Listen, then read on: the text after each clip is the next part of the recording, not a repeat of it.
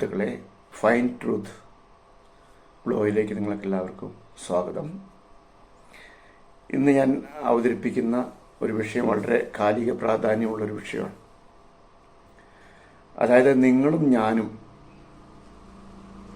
കണ്ണടച്ചുകൾ എന്നൊരു യാഥാർത്ഥ്യമുണ്ട്. അതെന്താണെന്നാണ്. ഇപ്പം നമുക്കറിയാം, അനേകം ആളുകൾ ഭാവി എന്താണെന്ന് അറിയാൻ തക്കവണ്ണം വളരെയധികം ശ്രമം നടത്തുന്നുണ്ട്. കൈ നോക്കുന്നവരുടെ അടുത്ത് പോകുന്നു, ജ്യോതിഷന്മാരുടെ അടുത്ത് പോകുന്നവരെല്ലാം ഭാവി അറിയാൻ തക്കവണ്ണം താല്പര്യപ്പെട്ട് പോകുന്ന. പക്ഷേ ഭാവി അറിയാൻ ആരെക്കൊണ്ട് സാധിക്കില്ല എന്നുള്ളതാണ് നമുക്ക് മനസ്സിലാക്കാൻ കഴിയുന്നൊരു സംഗതി. ഇതെന്തിനാണ് ഈ ഭാവി അറിയാൻ തക്കവണ്ണം ശ്രമം നടത്തുന്നത്? ഭാവിയിൽ ഉണ്ടാകാൻ സാധ്യതയുള്ള അപകടങ്ങളെ ഒഴിവാക്കാൻ വേണ്ടിയിട്ടാണെന്നാണ് പറയുന്നത്. അത് ശരിയാ, ഭാവി അറിയാൻ കഴിയുവാണെങ്കിൽ ഒരുപക്ഷെ ഒരു ബസ് തകരും, അല്ലെങ്കിൽ ബസ് ഇടിക്കുക, ആക്സിഡന്റ് ഉണ്ടാകുമെന്നൊക്കെ അറിയുവാണെങ്കിൽ നമുക്ക് ആ ബസ്സിൽ പോക്ക് ഒഴിവാക്കാം. നമ്മുടെ ബിസിനസ് തുടങ്ങാൻ ആരംഭിക്കുന്ന, പക്ഷേ അതിൻ്റെ എൻഡ് അല്ലെങ്കിൽ ബിസിനസ് പരാജയമാണ് എന്ന് മുൻകൂട്ടി അറിയുകയാണെങ്കിൽ ആ ബിസിനസ് പോകേണ്ട കാര്യമില്ല. അങ്ങനെ ഒട്ടനവധി ഗുണങ്ങൾ അറിയുവാണെങ്കിലുണ്ട്. പക്ഷേ ഭാവി അറിയാൻ കഴിയാത്തത് നമുക്കൊരു സംരക്ഷണമാണെന്നാണ് ഞാൻ പറയുന്നത്.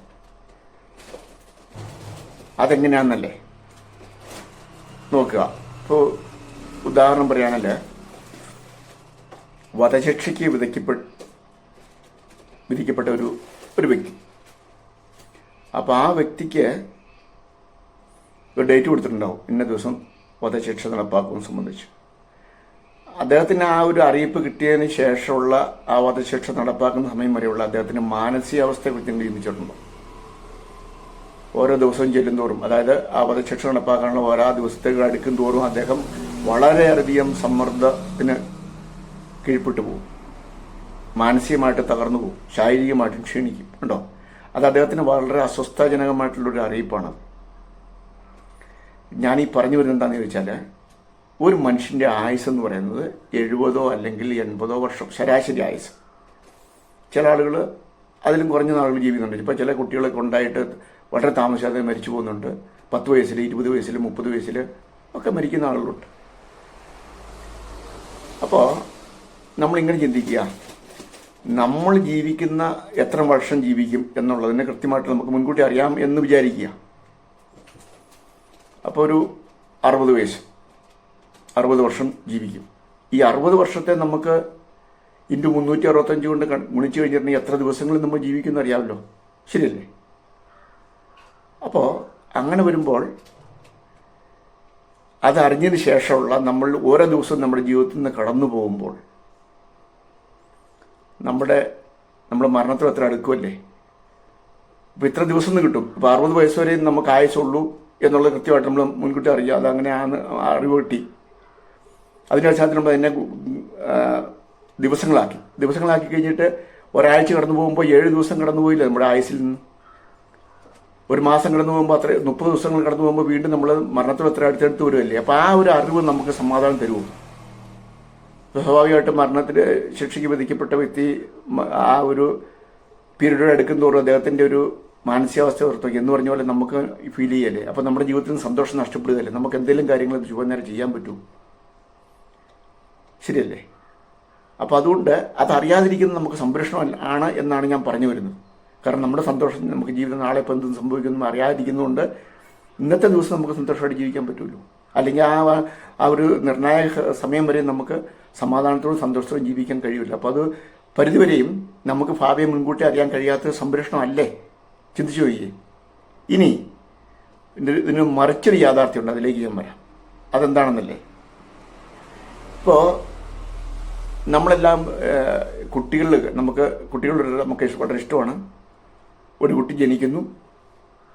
കുട്ടി ജനിച്ചു കഴിയുമ്പോൾ നമുക്ക് ഈ പറഞ്ഞാൽ ഭാവി മുൻകൂട്ടി അറിയാമെന്ന് വിചാരിക്കുക. അപ്പോൾ ആ കുട്ടിക്ക് എത്ര വയസ്സ് ആയുസ്? ഓക്കെ, നമ്മളത് മനസ്സിലാക്കിയെടുത്തു. അതിനെ ദിവസങ്ങളാക്കി വെച്ചേക്കുകയാണ് നമ്മൾ. അപ്പോൾ നമ്മളിതെന്താ ചെയ്യുന്ന വാസ്തവത്തിൽ? അതിന് വിരോധാഭാസം ഉണ്ടെന്ന് പറയാൻ കാരണം, എന്നാൽ ജനിക്കുന്ന ആളുകൾ മരിക്കുന്നുള്ളൊരു പൊതുവെ ധാരണ ആളുകൾക്കുണ്ട്. അതിൻ്റെ അടിസ്ഥാനത്തിൽ നമ്മൾ കണക്കൂട്ടി കഴിയുമ്പോൾ, അതായത് ഈ കുട്ടിക്ക് 1 വയസ്സ് തികയുമ്പോൾ 1ാം പിറന്നാൾ എന്ന് പറയുന്നത് വളരെ സന്തോഷത്തോടുകൂടി ആളുകൾ ആഘോഷിക്കും. അത് സന്തോഷത്തിൻ്റെ വേളയാണത്. പക്ഷേ അതിനകത്തൊരു മറിച്ചൊരു യാഥാർത്ഥ്യമുണ്ട്.